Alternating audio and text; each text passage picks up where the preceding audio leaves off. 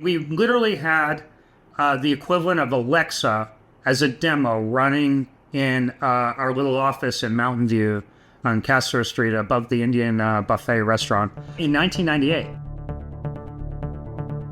From EE Tech and All About Circuits, this is Moore's Lobby. I'm your host, Daniel Bogdanoff.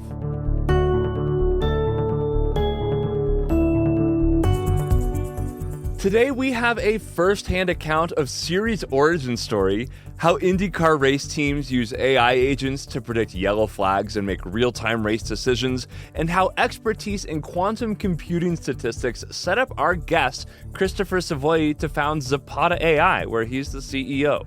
He has a doctorate in medical medicine, is a licensed attorney, and is co-inventor of the tech that later became Siri. So I am super excited for this episode. Christopher, thanks for being here.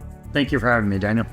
When I think about who in my brain worked on Siri and made that a thing, I think of like researchers who had been doing machine learning since they were, fresh into grad school. But I hear that's maybe not the case for you. Could you give me some background of, how did you start in the world of tech and how did you get into the AI ML side of things? Okay, so getting into tech, that probably started when I was about 8 years old and, at what was the Timex Sinclair 1000 little tiny computer there, and then eventually graduated to a VIC-20 Commodore. So I was rather of modest economic means, so I couldn't get the Commodore 64, so I had to kind of work on lower memory. But it was really cool with the Commodores. They had these things called sprites, so you could get into doing computer graphics stuff using vectors, which was pretty cool. Learning how to do vector programming, we had to use MachineMon back in the day to just know where every single memory bit is available at any time to get something out of a machine with very little as far as resources go. So kind of in constrained environment. So that was fun. So I wanted, I think, to be an engineer and a computer scientist and everything. And that didn't work out with my father, who said, you're going to be a doctor or a lawyer. You're going to be a doctor or a lawyer. There's nothing else, A good Catholic Jewish kid like me, you gotta be one or the other of those, right? And but think of all the different options. I was told, you could be a defense lawyer, you could be a prosecutor, you could be, a plaintiff lawyer doing car wrecks. Think of all the different career possibilities, and you could be a pediatrician, an oncologist. What else would you want? So I ended up becoming kind of both, and none of the above in my career. That's kind of fast forward it, but I ended up in Japan. Where I was a grad student in medicine, working on immunology. Really, structural biophysics, if you want to get geeky about this, is what I was doing. The structure of these immune molecules and how they bind and the molecular dynamics of that. And so on this is in the 90s, early and mid 90s, where we had the old Indigo machines, if you remember those. And that was like a really powerful workstation at the time. Now today it'd look like something that's in your iPhone. But we were able to do some pretty cool stuff with that. I did a lot of the wet lab mass spec stuff. And while I was going to medical school as kind of a side hustle, I started one of the first web design and networking consulting companies in Japan. Kind of, if you remember Razorfish back in the day, it was kind of that kind of a thing. So we designed websites, did network consulting, and some programming work in the very early days of the internet. Really as a side hustle, because people were asking me to do my own work in bioinformatics, I had to learn how to program Perl scripts and CGI scripts back in the day, just to do my own work on sequence stuff, which is what I was working for. And then people said, oh, wow, you know how to do HTML programming. Hey, can you do a website for me? And can you do a website for my uncle who runs this blah, blah, blah business? I'm like, guys, I got to start charging money for this, come on. And I did. And so we got together with a graphic designer and another guy who kind of knew the finance of things. So a company called Webula, eventually it became AppMark. Had that going for me as a part-time gig on the side, but we ended up taking Jafco, one of the largest VCs in Japan, money because the company was growing.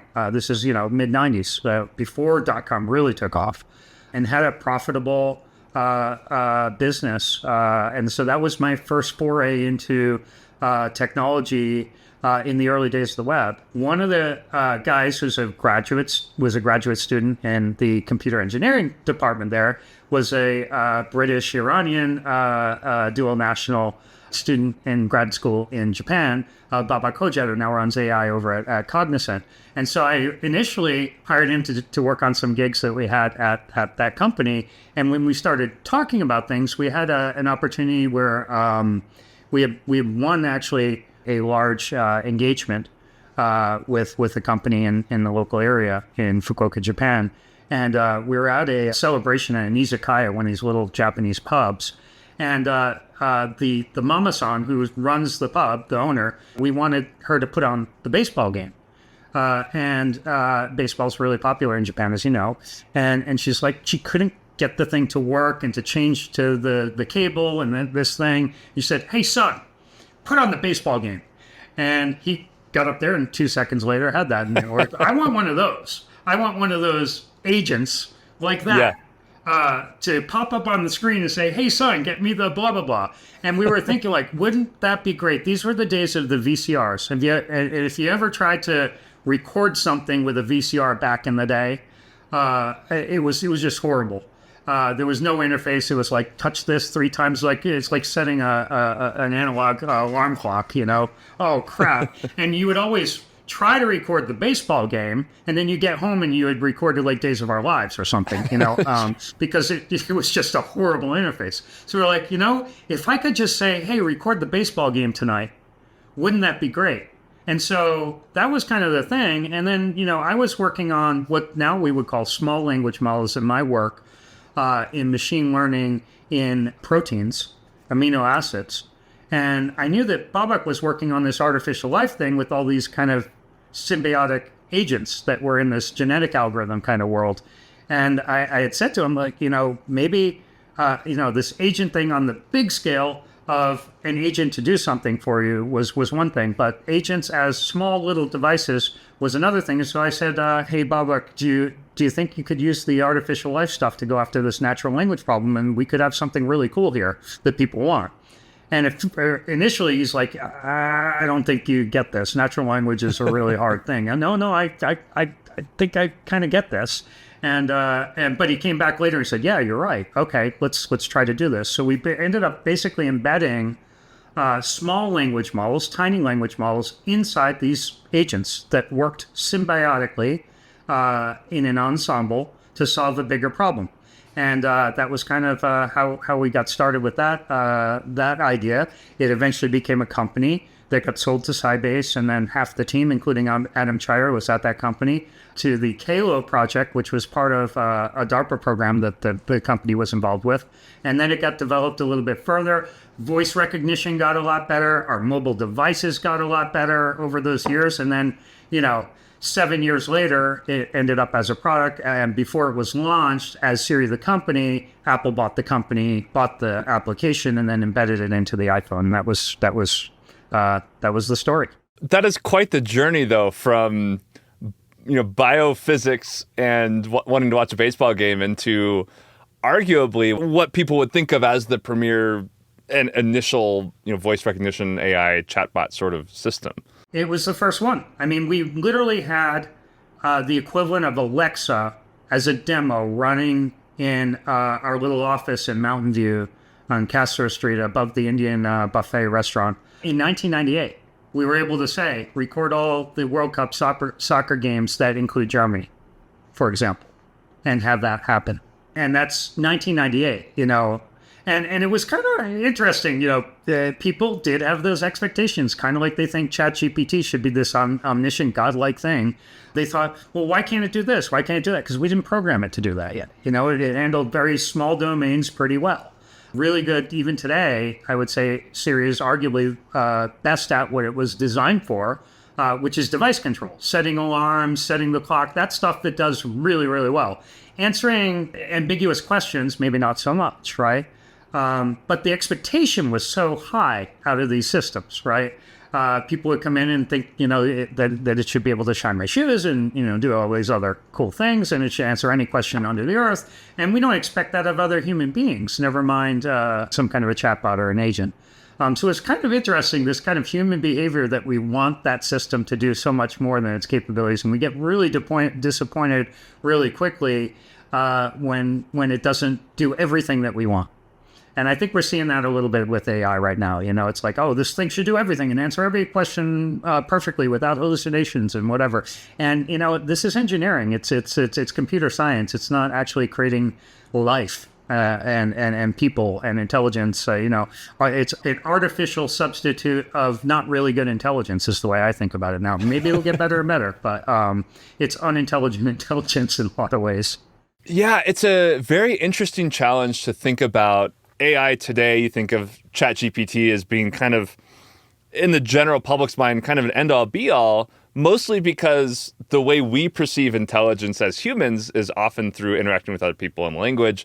Can you talk about specialization of AI and how maybe a large language model might look different from something that's trying to figure out a different way to fold proteins and create a new medicine? Yeah, I think that there's been this expectation that we're going to create one model that rules them all. And I think Babak and I have now, if looking at his work over at Cognizant and my work, I think that we're coming kind of full circle in this idea that it needs to be this one omniscient big thing. When actually models do better when they're they're specialized, just like humans do, right? You think of an orchestra, and the different roles there. You don't want the conductor playing flute necessarily, and you don't want the drummer to get up and try to play trombone or French horn or something like that, right? In a large band. But each of these specializations together can make a really beautiful orchestration of things. I think orchestration systems is something we hear about a lot in engineering and software engineering. And I think we don't design a massive monolithic piece of code anymore. We've had object-oriented programming for a long time. You want things broken up and specialized because it's easier to maintain, easier to upgrade things in a modular way. Artificial intelligence systems should be designed that way. We should design a system that's really good at visual imaging for this, or really good at this particular task, your protein folding. The protein, nobody uses the protein folding AI that did the protein folding stuff at Google there to answer pop quiz questions like ChatGPT. You don't use that to write new lyrics for an album. You don't use it to design music. You use it to do protein folding, right? And you don't use DALL-E to build a bridge. It'll design a bridge, but probably not one that'll work really well. So this kind of granular specification, specialization, and then working with those different models as an ensemble of models together that, just like human organizations, get together and I can do this, I can do that, I'm really good at this. And having them interact and having models work with other models really, I think, is kind of the future. When Babak and I envisioned, how these agents would work together, we thought of them as they could be the fundamental objects that would interact, even in an operating system. In areas, just in the software engineering sense of this, beyond just natural language understanding, but even as software objects, being semi-autonomous, small pieces of intelligence that together can create a larger intelligence, just like human beings can in organizations. So that's really kind of the vision that we have, and we're starting to see this coming full circle. You're not going to use ChatGPT to, like what we do with Andretti Global in the IndyCar races, to predict a slip angle. It was really funny. Eric Bretzman came to me during one of the races about a year ago and said, "Oh, we can fire Zapata now." "Oh, really?" "Yeah, we don't need you anymore." Because I got the $20 a month version of ChatGPT, so we have generative modeling. We don't need Zapata's expertise here. "Oh, really?" "Yeah, I asked ChatGPT how to win the Indy 500. And I said, "Oh yeah, what did it say? Go fast?" No, much more specific. Don't crash the car was number one. And the second one was qualify in the top 10. Great generalized answer, right? Didn't tell me what damper setting I need to use or how much front wing I need to put in there or whatever. It's not going to give me an engineering answer of how to actually do that. But it's great at summarizing. So ChatGPT, these language interfaces are great as UI tools to use natural language to summarize things. But they're never going to give you an engineering answer, right? They're never going to build a bridge or design what slip angle I need to use to go around the track, or do something, what trajectory my rocket needs to go at to launch a satellite into orbit. You can design models that do that and have this natural language interface doing what it does best, which is use language to communicate results. So I think that these models being used for what they're good at is really the future. It's almost a world of like loading libraries and calling functions, but instead of calling functions, you're calling specifically trained AI agent. A little bit smart object, really. If you think about it that way, that's really, kind of the way to think about these things. If you're using them as an engineering system, well, you will basically have an object, but the object is, has its own code and its own model inside it to be able to do a specific task really well, semi-autonomously.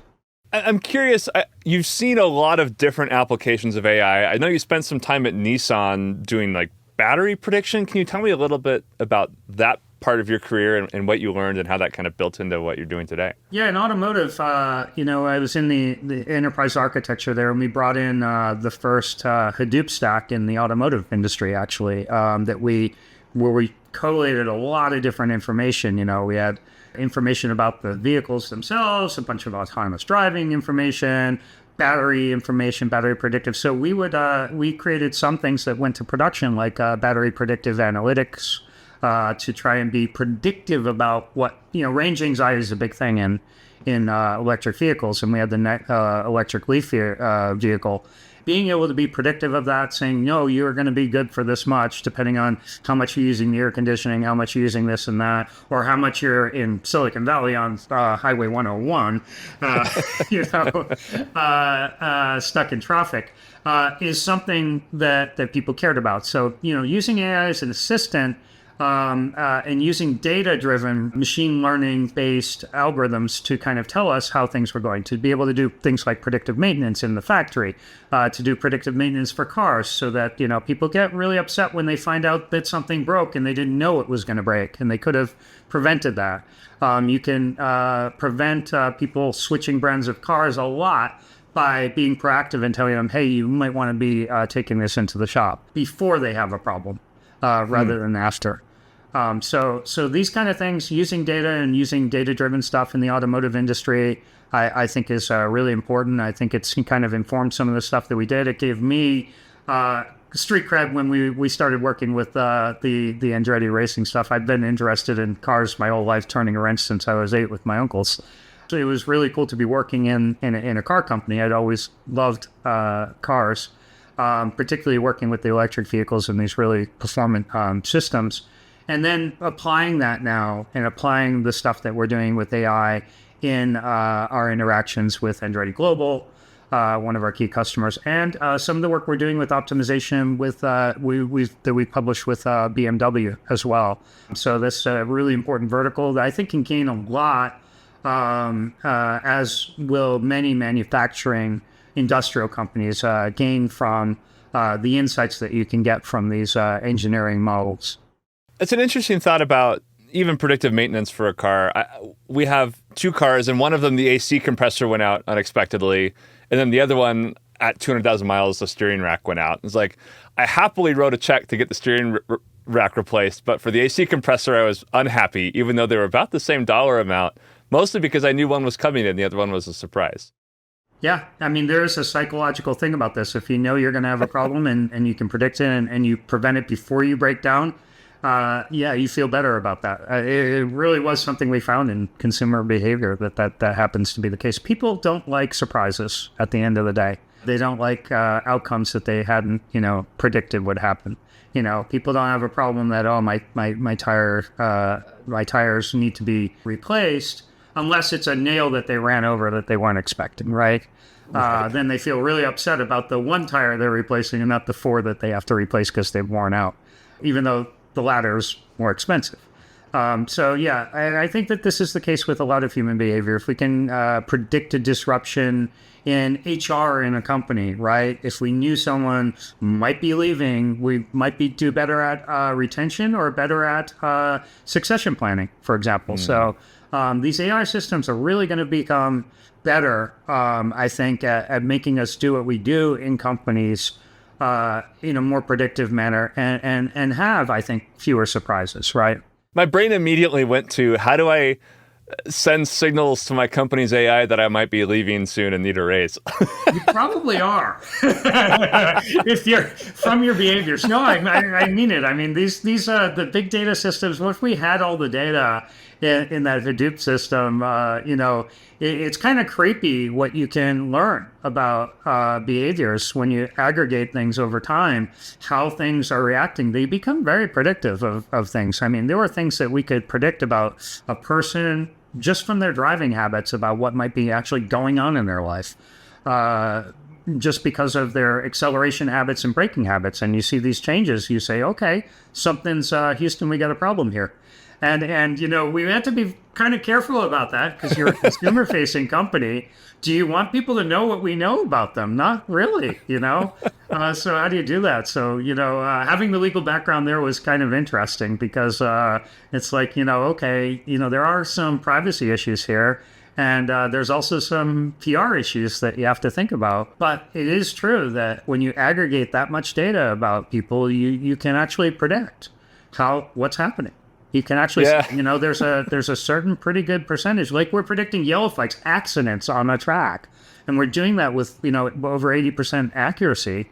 Now I can predict when somebody looks like their behaviors are that they're going to leave their job, or they're going to at least be entertaining interviews in other places. You can actually predict that kind of stuff. For good or for bad, it is something that we have to think about, and I think that's why it is important for not just the scientists and engineers, but the ethicists, the legal people on this, to start thinking about what a world that includes these intelligent sources that have maybe better insights into what's happening than humans could have in the past, right? What does that mean? What are those implications? How do you run an organization when you do have that data?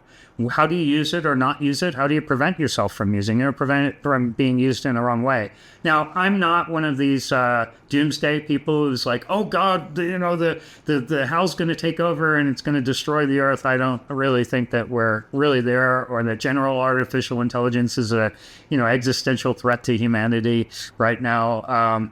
But I do think it behooves us, just as we've had in every technology revolution, to have people starting to think proactively about what could happen, the what ifs. Because we've done a really poor job as humanity sometimes in understanding the maybe unintended consequences of having a good thing in technology, right? What's it going to do to human organizations and behavior? So I do think we have to start looking at that.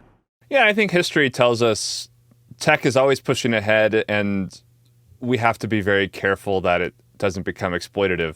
Like, having regulation and mindful usage progress along with technology is a huge opportunity for us as a race of humans that we need to be aware of. I also like the idea of my car saying, hey, you're braking a little hard today. Maybe move up that therapy session. Yeah. Might want to slow down on the caffeine there. Switch to herbal tea today. Yeah.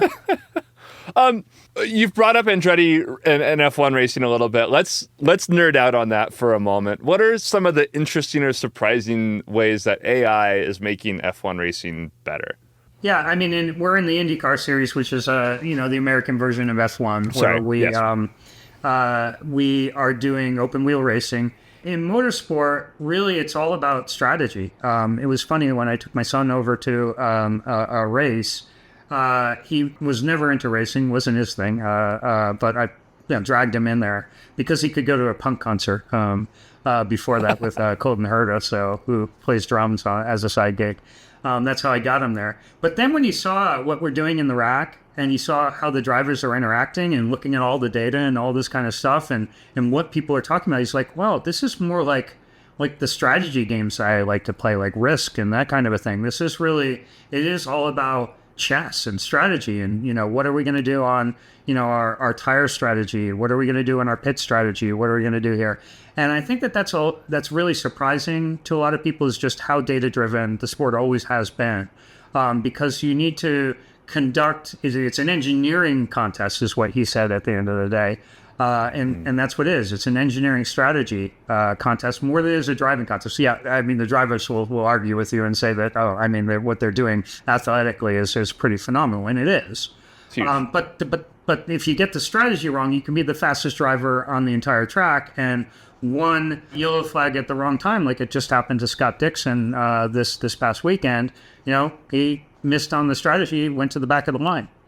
He went from being in contention to win the race to not even having a chance. And so there really is a lot of data, a lot of engineering analytics that happens. It's a big data type of a game. And the AI piece of it is giving strategy and driving better decision making at the end of the day. This is about using AI to do better decision science, right? When should I pit this car? When should I not? What are the consequences? This is a statistical game, and AI, machine learning, is all about statistics and learning from the past and doing that. So we're able to take 20 years of historical data going around that track with various drivers and various circumstances, and then get very predictive about how things will happen. We also have, in that circumstance, really good physical models to start with. Physical models meaning simulators, right? Digital twins. In racing, the digital twins are really, really good. Like you've seen Gran Turismo, like if you get good at doing the game, that actually translates sometimes really well to doing it in the actual car. Because the digital twins, the games are, sometimes down to the millimeter level of tolerance on how well we know that track and what the track temperatures are, and the models of the cars are like perfect physical models of the cars. Like, so then you get into one of these simulators with the hydraulics, and it is really that thing. Like basically it's so predictive that if I take Max Verstappen and I put him in his car, in his setup for the Spa track, we can predict within 1/10 of a second what his lap time will be, and he'll drive that lap time in that car, just like he would on race day. With that setup. Okay, full fuel at the beginning of the race, what's your lap time? Qualifying setup, what's your lap time there? And it'll be within 1/10 of a second. That's how good they are. But what this means is that we now have this digital twin capability to actually, and all of the historical data, to do some things that you just couldn't do before. Because I can't tell Max, please sit in that simulator, and I want you to do 1,000 hours without eating and without sleeping in a row. We can't do that. He's kind of expensive too. But even a second-rate driver is not going to be able to do that for me. Sure. And I want you to do another 1,000 hours with these settings and another 1,000 hours on this track with that settings. You can't do that with a human being.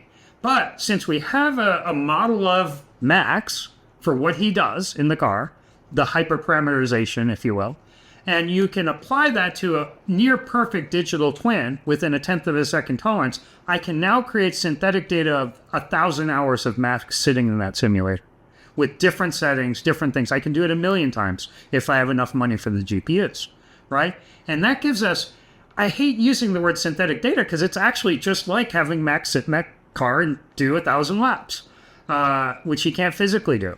But with that data now, we can build even better models, so this becomes really iterative, and we can get much better at predicting what will actually happen with any given driver on any given race, and predicting physical properties like the slip angle when you do this, when you do that, and therefore what the tire degradation is at a better level of fidelity than I could ever have done before. So generative modeling combined with the physical models that we have can really create this great iterative virtuous cycle where we get better and better and better at being predictive about how things are going to happen, and therefore get better at this strategy game of what should we do. Yeah, and that's where the interesting thing about racing is there's so much engineering that goes into it, but at the end of the day, it's the human factor that can make or break it. It is. It is. I mean, but the engineering itself is just really cool. I mean, the things that Marvelous. we're able to play with, this is, aerospace engineering on a track. It really is. I mean, cool thing about the Indy cars is they weigh about 1,700 pounds now with the hybrid that they put in there. But if you were to turn that car around, right, because the wings have so much downforce, if you were to turn that upside down, put it on the ceiling, and run it at half speed, meaning about 120 miles an hour as opposed to the 200 that it usually runs, it would actually stick to the ceiling and crawl around like an ant. That's how much downforce those wings have. Whoa. So the engineering that we're actually accessing there, and it is just, it's phenomenal. So it's a lot of fun for people who are really geeky about, the physics and the engineering there. We get to play with this at an edge that you wouldn't get in an OEM car situation. And the cool thing is when we do things on the edge like that of what's possible physically with these machines, that all feeds forward eventually into the OEM cars and the cars that we drive around daily to make safer cars, to make better performing vehicles for consumers as well. Yeah, I mean, my daily is a 2006, but it has like adaptive hydraulic suspension, big SUV, and when you turn it, the shocks on the right side get a little firmer. And that's got to be... all of these things, I mean, there's a lot of technology and modeling that goes into anti-lock braking, and all of this stuff happened first at the track. Yeah, the interesting thing that I learned getting into Indy was that the Rearview Mirror was invented at the Indy 500. Huh. They used to have two people in the car, and they would have one person as a spotter saying, yeah, you're clear to go right. And then one day somebody's spotter didn't show up. He put a mirror on there, and he could race with only one person, so half the weight, and he won the race. And so that's crazy. From there on, everyone used rearview mirrors. So a lot of these inventions, anti-lock braking to the rearview mirror, are coming out of auto racing, which is kind of cool from an engineering development perspective. That's wild. It is time for a quick break. We'll be right back.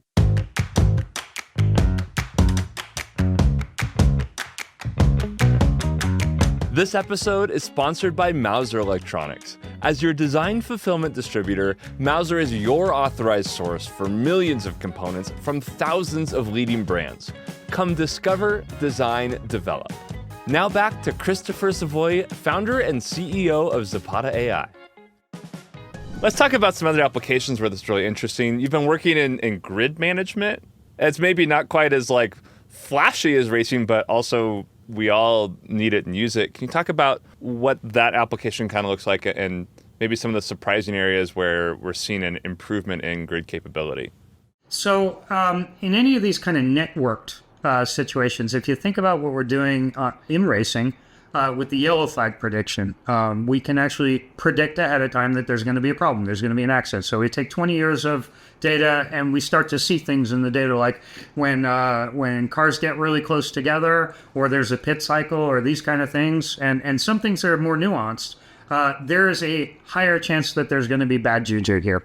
And so if you think about this in the telecom network space or any other kind of grid management type of a situation, if you were to have one of those yellow flag predictors at every network hop or every node of a power management system, and you see things are kind of wigging out here because demand is too high or whatever, and you're able to send before things go down that signal, what you end up with as the person managing that network when things do go bad and everything starts to collapse is, instead of just getting these 100 devices are down and here's the hierarchy of those devices, roll 100 trucks and go figure it out. Okay, now what we can do is, we've had, prior to the final calamity, we saw, okay, something was happening here. What was happening here first? Okay, Taylor Swift just dropped a new video on X, okay, and that created this problem. Okay, but it started happening at this router first, and then here, and then here. So when we roll the trucks, we can actually now say, you know what? Try here first, try there, try there. Instead of rolling 100 trucks, we can roll 3. Same thing with power outages. We are having a big demand signal over here because there's a weather event, heat, whatever it is. Lightning strikes to this transformer over here. Where do we go first to diagnose and mitigate? And right now, working at Verizon previously as a network operating ops guy, one of my other gigs I had. Really, you just get these 100 devices are down. Go figure it out. And you know which one's related to which one, but you don't have that predictive information ahead of time. If we had that predictive information, we can be much more targeted, much more effective, much more cost effective and time effective in getting the network back up and running. And so that works. That kind of concept works in telco, in power grid management, in any kind of IoT application that you might imagine on the edge. And that's a really cool application of this technology. So if I wanted to apply this to a specific problem I had or to my industry at large, making widgets, where would I start? What questions would I ask? What considerations or data should I start to gather to actually get to a useful end state? Well, you said something really interesting there, and this is what we found with model development that people assume is the first step. Go get the data, and what data do I need? And that's where people have started from the old big data days. That's what we were doing at Nissan. Okay, let's just get all into a Hadoop thing, and then we'll figure out what it means later. And what we found in our engagements at Zapata is that we kind of have to turn this paradigm on its head. We really have to start with the decision science. What do you want to know about the world? How can I make your business more efficient or solve your problem? What problems, if I solve them, would really move the needle for you, right? And if you start there and then you say, okay, this, I want to predict yellow flags so I can make a better strategy decision, to go back to the racing example, right?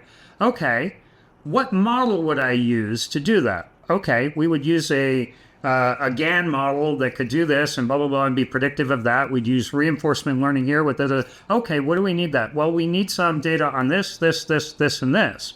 Now I can go out and say, what data sources do I have? And if I don't have them, what synthetic data can I bring to the table? What other data sources can I in-license or get access to be able to build that? So it actually kind of turns the paradigm on its head, where I'm not just storing data without thinking about it. And then trying to, I got a bunch of hay, where are the needles? You start with, what needles do I want? Okay, and how do I get just enough hay to find that many needles, right? And what's the hay sifting model that I'm going to use to get to the needles? And if you start there, you end up with a lot less hay and a lot more needles at the end of the day. And that's really what we're trying to do. Is have smaller models that are much better at answering very specific business questions and do that in an efficient manner. $8 a query is not going to work in a lot of cases. So you're never going to get ROI out of it that way. So it's almost like a hierarchy of thinking is, what are the problems I'm trying to solve? What models do I use to answer those problems? And then what data feeds those models? Exactly. Okay. And then it goes through an iteration. Really, there's this model development lifecycle, which is kind of like software development lifecycle. We're calling it MDLC. But the difference here is that in software development lifecycle, I can get to a product planning session and road mapping session and Q3 for a company's software and say, next year our budget's down, so we're only going to add these features. We're not going to do that much more development. Well, the problem with the models is that they're living things. When the data changes, they become not so valid anymore. When we switched from the Indy cars that didn't have a hybrid engine to having a hybrid engine, wow, now we're doing battery management. That's very different. All the data kind of changes. If I go on and just use my gasoline-only engine data, I'm not going to get the same answer. So we do have to iterate now, and our budget cycles, our design cycles, and everything have to kind of change to meet this new paradigm where you have this kind of living thing out there that needs to be fed and maintained in order for it to do its job right. So I think that's kind of a cool development in this whole thinking of how we engineer software, how we engineer models out there. So we develop the model, we deploy it, we put it in the wild, and now we have to see how it performs and constantly re-benchmark it and revalidate that model to make sure it's valid based on the data that's coming in now. So how did you get started in all this? You have Zapata, and where does the idea of this company come from, and what's kind of the core catalysts for making it become its own thing? So we spun out of the quantum algorithms lab at Harvard in 2017. So 6 of us took the technology out of the Harvard quantum lab there.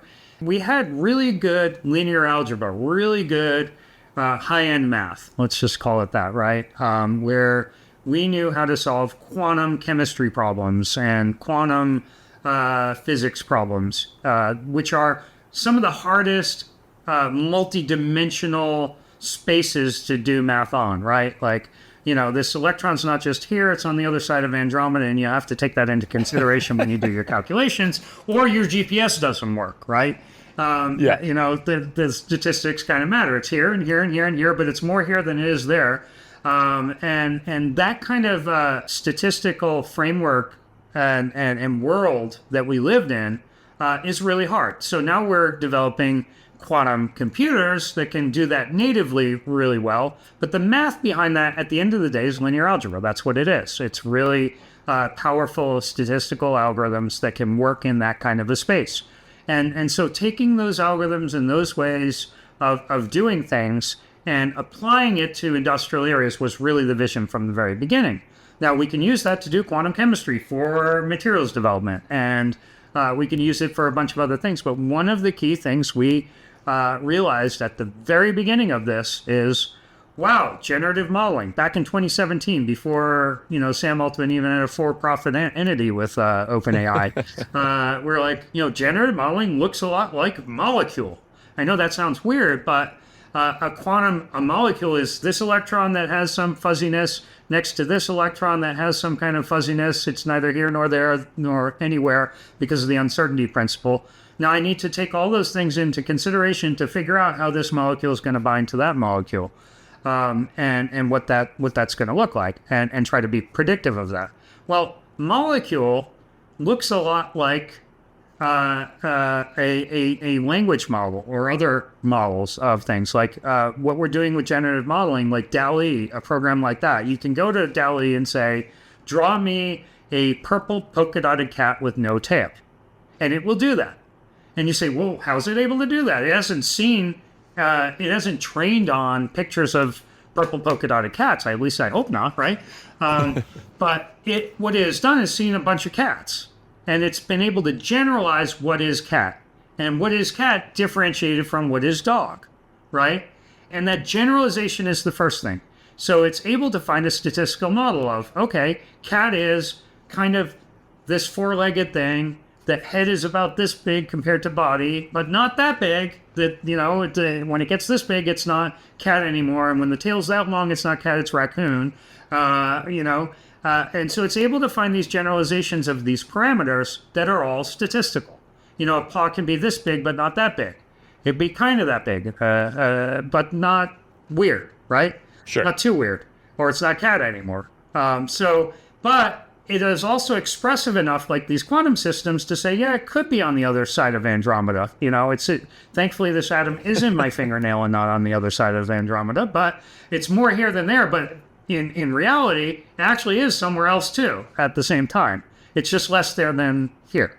And that's really what this modeling does. So we were able to correlate what we do with the molecules and atoms, right, into what that looks like. And so we were able to apply that math into making better generalizations and making better predictions or expressions off of those generalizations, so that we can do things like no tail cat with purple polka dots better than the models that we're using now in DALL-E and some of those other diffusion or other types of models. So using the quantum statistics that came out of that was really the insight we were able to use very early on. Our first patent in applying quantum math to generative AI was in 2018, our first patent application. So we were doing this from early days. It was kind of hard to say we're a quantum company that does generative AI in 2018. It's kind of like talking about Siri in 1998. So that wasn't new for me. Like, yeah, you're going to talk to your phone and you're going to ask it what the weather's going to be like tomorrow. Well, why don't you just watch the weather?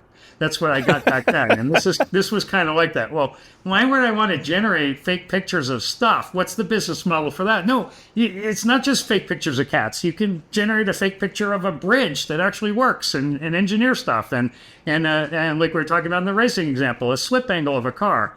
okay, how, I don't get it. So, in some ways, we were a little bit ahead of our time. Thankfully, the OpenAI project and these kind of things and that coming out here has made people realize that there's a lot of power in this generative capability. I think it's gone too much to the language side and generating bad marketing copy. And I think it can be better used in some of these creative engineering types of applications, is my own personal opinion.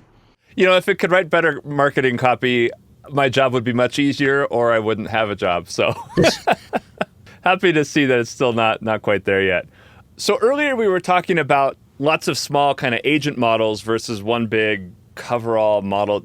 Are you doing the agents? Or are you doing the higher level, like higher up in the stack? How does that all play together, and what does that look like? So in our company, we have a platform that allows us to do a full stack development cycle with ensembles of these agents. So we're able to develop an agent and an ensemble of agents and have them work together. In Andretti, we have 65 agents, if you will, these small models running onto A100s at the track real-time with real-time streaming data doing inference live, which is pretty cool. And we have this orchestration tool, orchestra, it's named, to be able to do this kind of orchestration of ensembles, to build these ensembles of agents, to then coordinate these models and have them work as ensembles, as an orchestra, to create outcomes and to be predictive and things live. Yeah, that makes sense, that you wouldn't necessarily want to have a checklist of all your different agents and be like, oh, call the suspension agent and the tire coefficient of friction agent and all that. You just want kind of a single input output, feedback. That's what's most useful. Exactly. You want, a platform that allow you to do that and use a UI at the end of the day. You can develop, any kind of UI tool. Tableau can be integrated, other things to give you a graphical, or even use an OpenAI agent to query those things and then give you a natural language answer. So that you can do things like, hey, tell me what my predicted lap time will be for the next lap. And have that thing go ask all the other agents, like the tire degradation and the timing agents to give you that answer.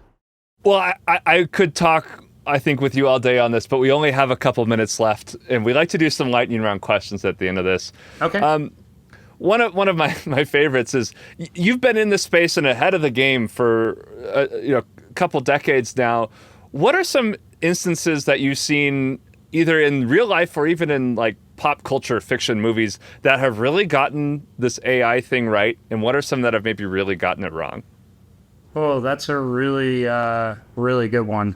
I think the HAL thing and the Star Wars computers and the Star Trek, particularly great computer, have gotten it wrong in the sense that I alluded to, that they this monolithic thing that has all the data and all the answers for everything, and that's what the thing is. Maybe that's the idealism that we've had. I think the technology's fallen short of giving us, computer in Star Trek. And I think that set the wrong expectations, that we're going to get this HAL-like, super intelligent, human-like thing, as opposed to a tool that we can use for specific tasks. There's got to be something psychological. Like on the engineering side, I think about, different types of test gear for different problems. But as a consumer, as a human, I just kind of want one interface where it's like, turn up my thermostat and preheat my EV battery and, remind me to start the oven in 20 minutes. Yep, I think so. And I think, some of the other stuff that you see in the science fiction kind of drama sense of like being predictive of people's behaviors and this kind of dystopian thing, there is some of that danger, I think, that's out there. Like we are now able to, with the big data, really know a lot about a consumer. I think we alluded to that in the conversation. Some of that stuff isn't far from the truth. We're able to solve crimes pretty quickly. And if it gets to be too much of a big brother state, we've seen this like in China, for a good reason. They were able to find somebody who committed a terrorist act in like 8 minutes because of all the cameras and whatever in a country with 1 billion people. That's pretty cool, but it's also, okay, that's an authoritarian state that has all of that information. Do I really want that? So some of that dystopian stuff does have some rooting in reality. Is there anything that scares you about where AI is going, and anything that we should, as a kind of a general call to action to the population, do about it? Well, I think it's more about how people use it. I think that keeping our privacy and this legibility of government is what it's called, when they can see into what people do with their money and what they do with their purchases and what they do. At the end of the day, that becomes control. And I think we've become kind of frogs in slowly boiling water a bit in ceding our control to big tech companies and to governments. Not in a paranoid way, but we've just done it because it's convenient, right? I'd rather have all my passwords in one place. I'd rather have search history here, so it's really giving me relevant search things. I like my Expedia hotel recommendations to be this, but now it knows exactly what kind of hotel I want, where it is, and it has data on me. How could that possibly go wrong, right? If a government did that, and we've seen that, even rather unsophisticated things like, lists of, people's genealogies were used in Germany to kill people, and that's not an extreme example of how things can work when a government has information and wants to control. So kind of there is a, be careful what you wish for with this technology. I'm not, conspiracy theorist on either side of any kind of political spectrum, but I am really, I come out of a tradition where people have been killed over time because of who they are, and that makes me a bit sensitive to how things might be misused in the future. I think the biggest mistake we could ever make as human societies is to say, oh, that would never happen here. That could never happen here. And I think it behooves us to get out in front of that and think about all the ways that it could be misused. If the wrong people in charge with power, absolute power corrupts absolutely, but even a little bit of power can be a really corrupting thing and can be misused. So, I think it really is legibility of government, legibility of body politic on citizens and how they do things. So, AI by itself, maybe not so much. But AI and data legibility and, a national digital currency that's all you can use to buy things with, that now we know every single purchasing behavior that you do and everything. Now we have total control over you because I can turn off your ability to buy food. Sure. Yeah. That's tools are scary, and nobody thinks they're going to be the one whose table saw slips and, slices their hand, right? Exactly.